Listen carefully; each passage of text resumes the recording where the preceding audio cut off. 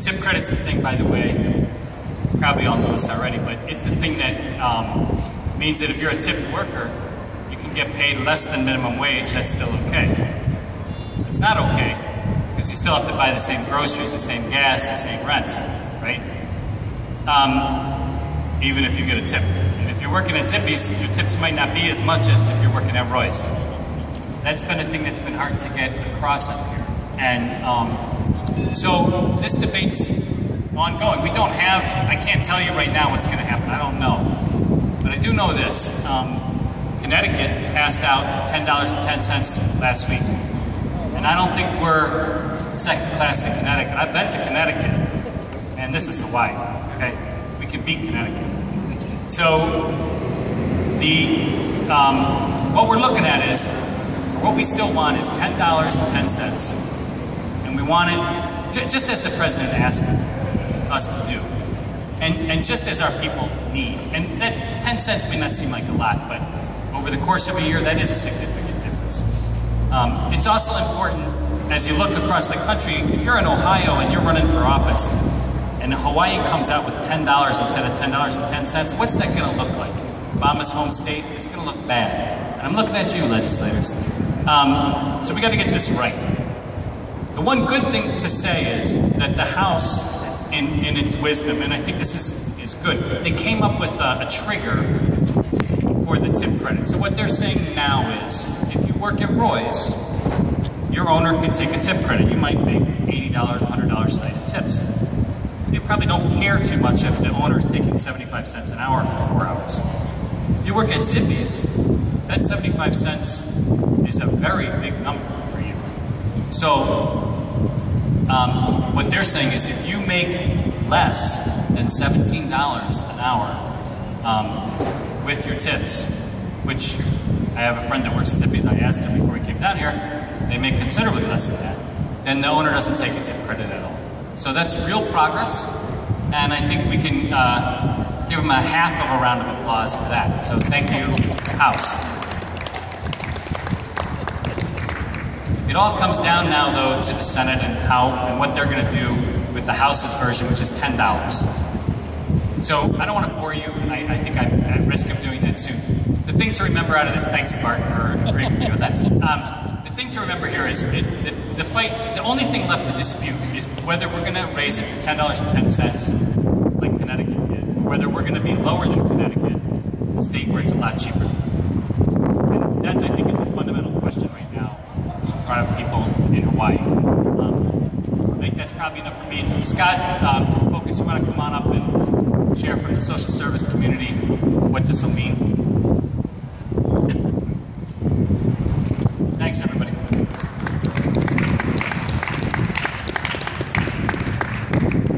Oh, thanks, Drew. So, my name is Scott Morishige. I'm the Executive Director of Focus, which stands for Protecting Hawaii's Ohana Children, Underserved, Elderly, and Disabled. We're a statewide coalition of health and human service providers throughout Hawaii. And this past session, minimum wage has been one of our top priority issues. And because it'll make a real difference for quality of lives of the vulnerable populations that our members serve. And through the services our members offer in the community, they see every day on a regular basis that local families really are struggling to make ends meet, to pay for basic costs like rent, just to have a roof over their head, food to put on the table for their families, to provide school supplies for their kids, going to our public education system. And because we see that on a day-to-day basis, we really want to do everything we can to make sure that the wages in Hawaii kind of keep up with the cost of living, because our minimum wage hasn't been increased in over 7 years. And during that time, while the cost of all these other things like food, rent, utilities have gone up dramatically, some as much as 45%, the cost of minimum wage for our workers in service industry and other industries haven't gone up at all. So we wanted to thank all of you for your support and coming out today, and also thank members of our legislature for working to try and craft a bill that balances both the needs of the low-income workers that we serve, that Focus and our members represent, while also trying to balance concerns raised by other parts of the community. So thank you.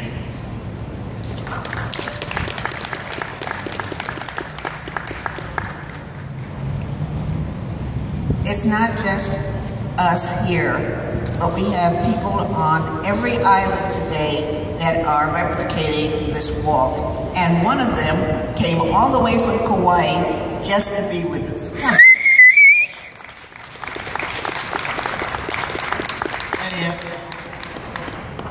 How's it, everybody? Aloha. On Kauai, I have never talked to anybody who's against 10-10 in 3 years unless they belong to the boss class, yeah? Or they sympathize with the boss class. Now the thing is that the Democrats, they gotta get off their ocoles. Too much constipation they get. We need new guys in office that can fight for the working class. You know? We get people like Dylan Huza is over here. He's going to be challenging Tokioka. Tokioka says he's for a wage increase, but he'll increase the tip credit. What the hell is that? Our waitresses, they work hard. My daughters, they work hard. My nieces work hard. We don't need the bosses to steal any more money from our sisters and brothers who serve food. Yeah, we don't need that anymore. So the thing is that we gotta start building our movement. We gotta start from the grassroots so that we can fight for the things that we need. We need more people. It's not gonna be easy, it's gonna be hard. We have some young women today from Mililani over there. Raise your guys' hands. Terrific, terrific. Because these brothers and sisters, they're the future. They're the future of the working class to fight for a better world. I'm 64 years old next week, and every morning I get up, I want to take on the bosses. And I think that's what everybody got to do. We got to get that feeling in our hearts that we got to take on this system of inequality. It's not just in Hawaii, but it's all over the world. On Kauai, we get so much problems. We get so much unemployment. We get so many people with low wages, but we get good unions like Local 5. We have ILWU there. We have the HGA and the UPW. They're fighting. They're fighting to protect the rights of the workers. We gotta continue to support our unions, and we can support Democrats who are gonna fight for the working class. You know, if they're not gonna fight for the working class, let's get rid of them. Okay, we don't need them. They're like these Opala. So all I gotta say is, you know, let's continue to fight. Let's take on the bosses and no be scared.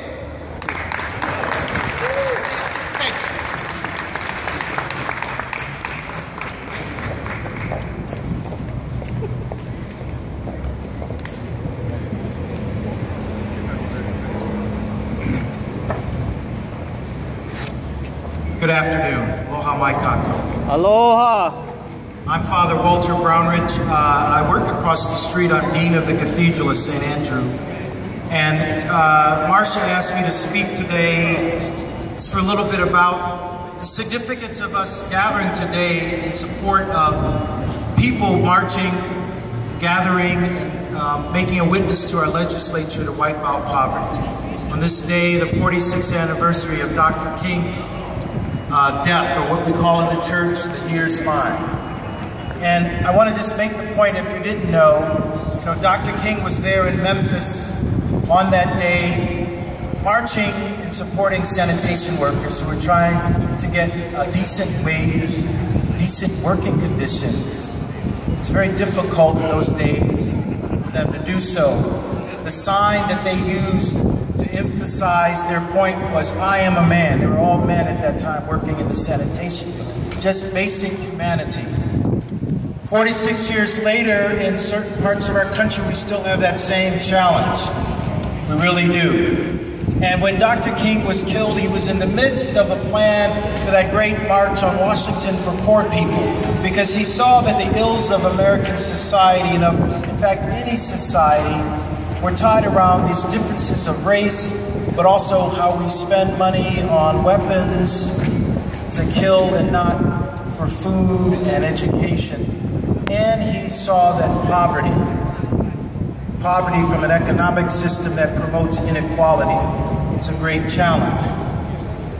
And I know I'm preaching in some ways to the choir today, and so I won't be up here very long, and I appreciate the legislators who have come, and I'm sure that they are supportive. But I want to just share with you that in times like this, you can't be discouraged, and for our legislators, you need to take courage. From Dr. King's example, when he began and led the Montgomery bus boycott in 1957, he got death threats. And one night he got a particularly terrible death threat. At his home in the middle of the night, a telephone call came in, and the man on the other end of the telephone line said, "I'm going to kill you, I'm going to kill your family." This was not what King bargained for when he came to Montgomery to lead a church. This is not what he bargained for when he earned his PhD, the first African American to get a PhD in systematic theology anywhere in the United States. No, this was not what his wife bargained for. So he couldn't go back to sleep, and he made himself a pot of coffee, and he prayed with tears in his coffee cup. And he just said, "God, I want to do the right thing, but I don't know if I'm doing it." And in the stillness, darkness of that night, he in fact heard God's voice say, "Martin Luther, you are doing the right thing. Take courage. Stand up. Stand up for truth. Stand up for righteousness." And he was only 26 years old at the time, and for the next 13 years of his life, that what we call his kitchen table conversion, his kitchen table mountaintop experience, is what enabled him to do what he had to do. It enabled him to inspire others. I want our legislators, I want you to take the same kind of heart. You know, there are people who can talk about the statistics that we have here in Hawaii of such a high poverty rate. Perhaps we're the 9th poorest state in the United States. That even if you work 40 hours a week, 52 weeks a year, you're going to be well below the poverty line. Those are terrible statistics for us to have. Those are the kind of statistics from where my family is from, Mississippi. We shouldn't be like that in the Aloha State. So we need to continue to press on, and even if we win this battle, there are other battles that we need to continue going on. We need to remember the words that Dr. King held on to so long, that the arc of the moral universe is long, and it may be difficult to get there, but it does bend towards justice. So I thank you for being here today. Hold fast, hold strong, take courage, and never let anyone put you to shame. Thank you.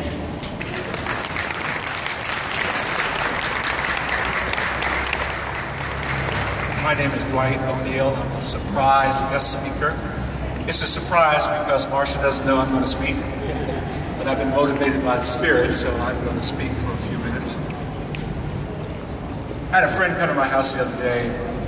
He's a conservationist, and he works in all the lands that we have that are vacated. You know, they're not occupied by housing.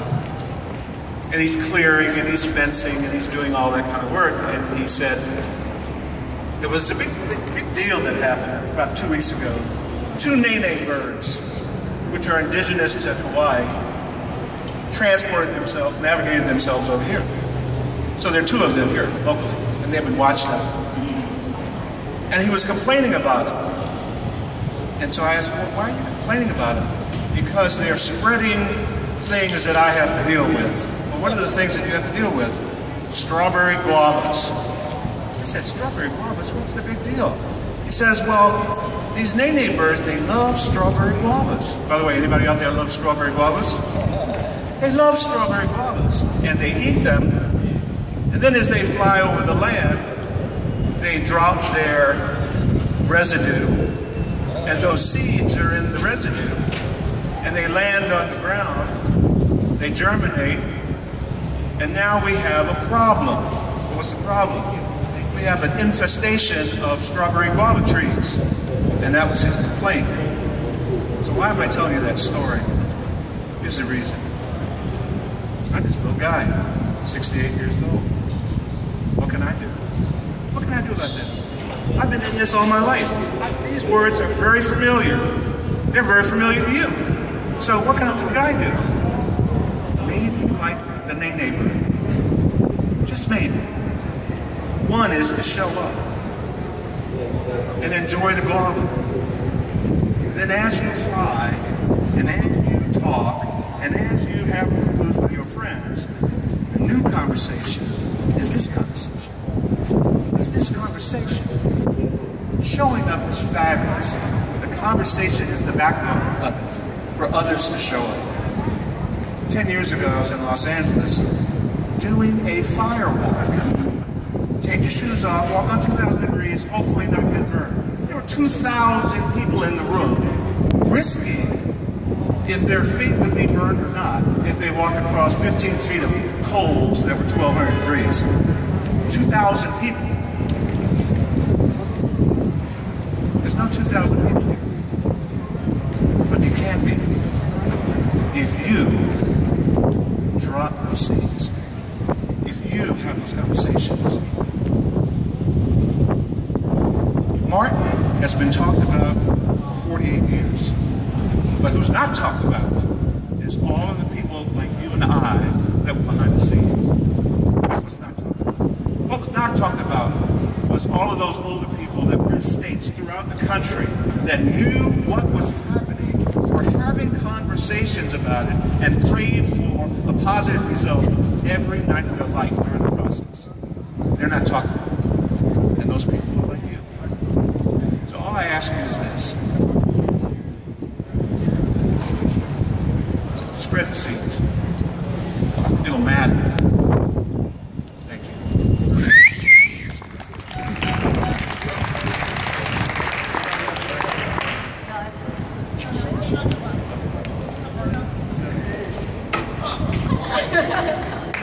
Hi. Hi! I'm Aina Iglesias, and today I represent the IKEA movement and the Mililani High School IKEA Club. The reason why I'm here today is because my grandma used to work in the plantation fields, and she was, you know, she went over the oppression of oppressed Filipino workers during that time, and I thought that oppression and that inequality of wages was already over after statehood, but I realized that with the tourism industry, with the hotel industry, we still have oppression, we still have that inequality in the society. And that's why I see that struggle that my grandma went through when she would tell me her stories to the workers that I see right in our community right now. And that's what brings me here all the time, coming out to fight for social justice. And as for the minimum wage, I will be out of my parents' house soon, and you know, I will be an adult, and I don't think that I can survive with $7.25. Oh, that rhymed. Sorry. But I don't think I can survive with $7.25 on my own, you know, attending college and such. So I really think that coming here to fight for equality, fight for social justice is very important. And that's also the reason why I along with Roanne, who's not here now because she's sick, established the IKEA Club at our school, because we think here that it's really important to bring together youth to fight for the rights, because we are the future, and I think that yes, we are the future, and we need this. We need social equality for everyone. Thank you.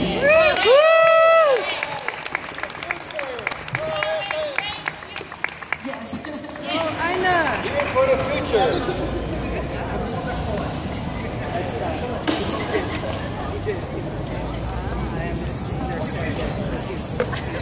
Yeah. The future is here. This is our future. Praise God.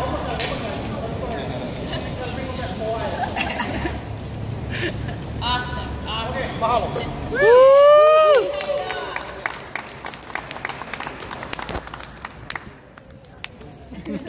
Eric, where are you? This is the man that needs no introduction. And it's up to you. Okay, Dante. This is a man that needs Dante, introduction. You're supposed to stand on the soapbox. You won't fall down. Come on. Never stood on the soapbox. You face the audience. Those people. Dante Carpenter has been a friend of mine since he was mayor of Hawaii County. And now he is the, that's a long time, yeah. And now he is the head of the Democratic Party, and most of these legislators are here, are part of the Democratic Party. So speak to them, will you? Thank you, Marsha. Aloha, everybody. Aloha! Aloha, awinala, kako. Aloha. Listen, I'm so happy that you guys took up the walk today. Sorry I couldn't join you, but you know how it is. They say makuli pupuli. My legs don't walk around as much as they used to, nor do they have that spring step that they used to with some of these younger folks up here. Good reverend, two good reverends over here. But good to see you guys out. I was thinking as I was coming up here that some of the individuals in my life that have made a difference in virtually everything that I've been doing are guys like Jesus Christ, Franklin Delano Roosevelt, and Mahatma Gandhi. And these individuals have made marked differences in the attitude not only of their own countries and their nations, but indeed the world, until Martin Luther King Jr. came along and made an even bigger impression on behalf of those who are unable to take care of themselves. So that's our mission. That's one of our primary missions in the Democratic Party, to make doggone sure we do not have poverty, nor do we condone the folks who advocate poverty, nor do we condone the folks who want to keep people down, miserable, and out of luck. That is not a human thing to do. That is not what the party of the Democratic Party stands for. And so our mission, collectively, is to ensure that all the responsible individuals that have led their nations, their countries over the years are emulated in every single one of us, to ensure that we do not have people who do not have the advantage of anyone else. That's our mission. That's our purpose. And I hope you'll all agree.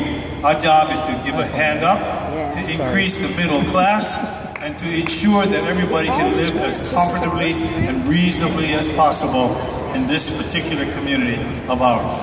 With love and aloha to you, mahalo plenty, thank you for carrying on. Aloha.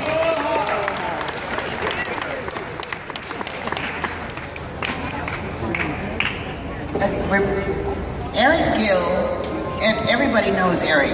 I don't have to introduce him, but I am his fan club. I'm the chair of the With You Committee. There's one member. One member. I'm the With You Committee. You gonna stand on the soapbox, or are you too big? Oh, come on. I want you to do this. Okay. This is a people's event, and people stand on soapbox. Now, I have to tell you who he is. You know Eric Gill is Eric Gill. But his father, the Representative Tom Gill, was in the U.S. Congress and was the floor manager for the 1964 Civil Rights Act. So we love him, we love him, we love him. All right. I was going to sit down because I know when she starts talking about my dad, it's going to take a while. She's got a lot to say about those days. Yeah. But in those days, people had, and in my dad's day, people had the right idea about how to build our community. And the right idea about how to build our community is from the bottom up. The right idea about how to recover our economy is to put money in people's hands.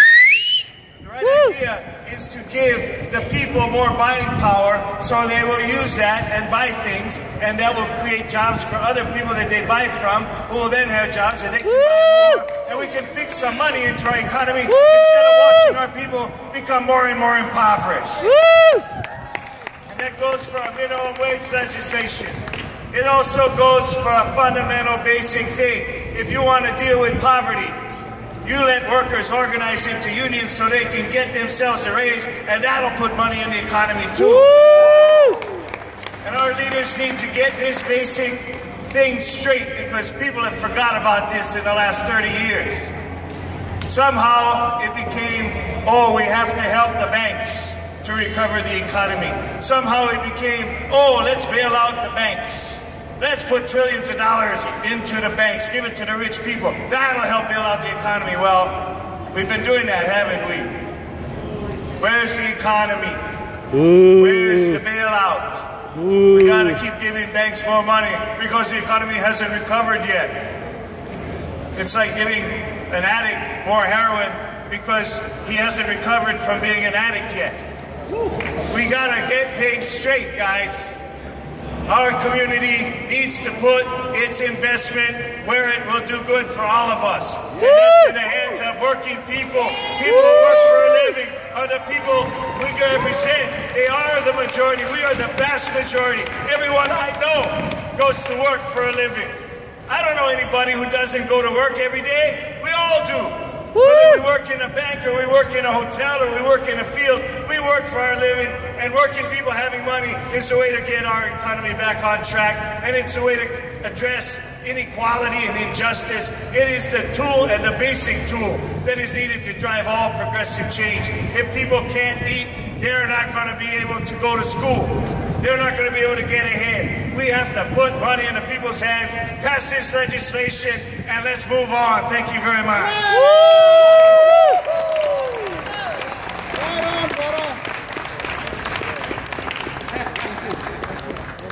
Our progressive Democrat over there.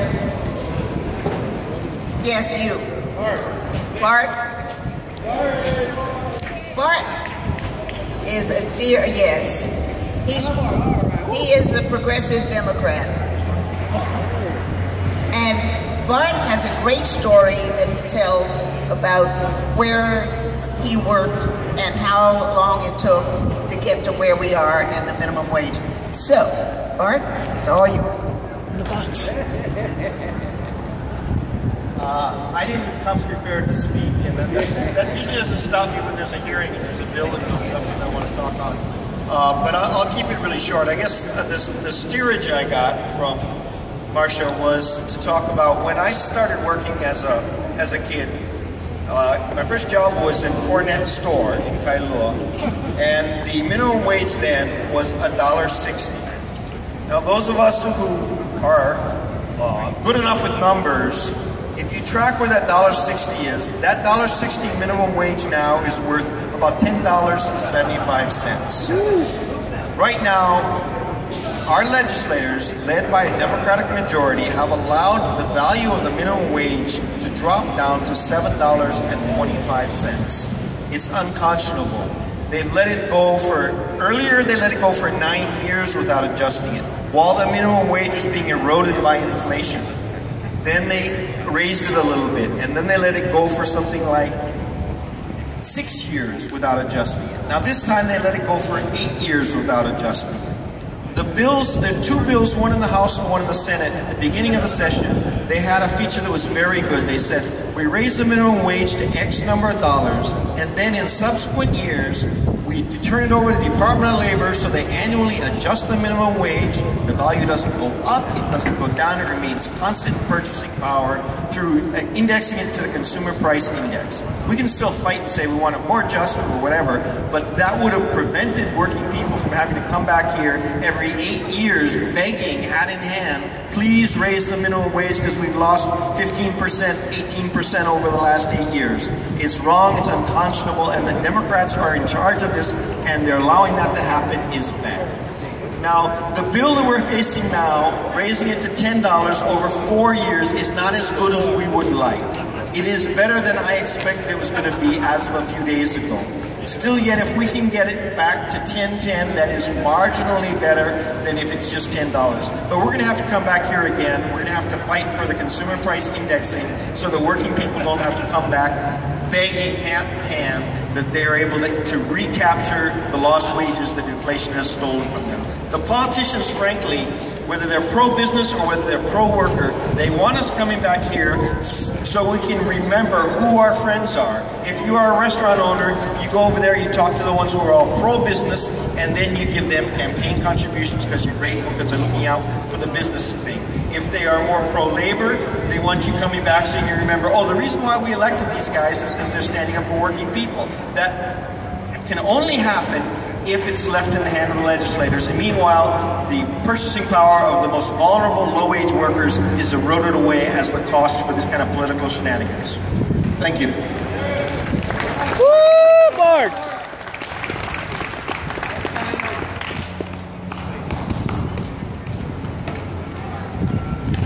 my dear friend, Bob Nakata, Reverend Bob Nakata, whose idea was that we do this. And I told him that he was the squirrel and I was the nut. So that was how this happened. So you don't get to walk away and not say it.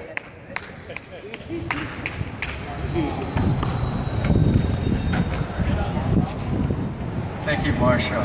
I didn't know what I was doing, I guess, when I suggested to Marsha that the anniversary of Martin Luther King's assassination, his murder really, was a good time because it also coincides with the beginning of the conference committee process in the legislature. And as has been mentioned, there are 2 bills now on the minimum wage. And others have said we are in a better place today than we were a year ago. A year ago, we were fighting moves to increase the tip credit to $2, while the minimum wage was also being increased by $2. Effectively, what that meant was no increase in the minimum wage because the employer can subtract the tip credit from the minimum wage.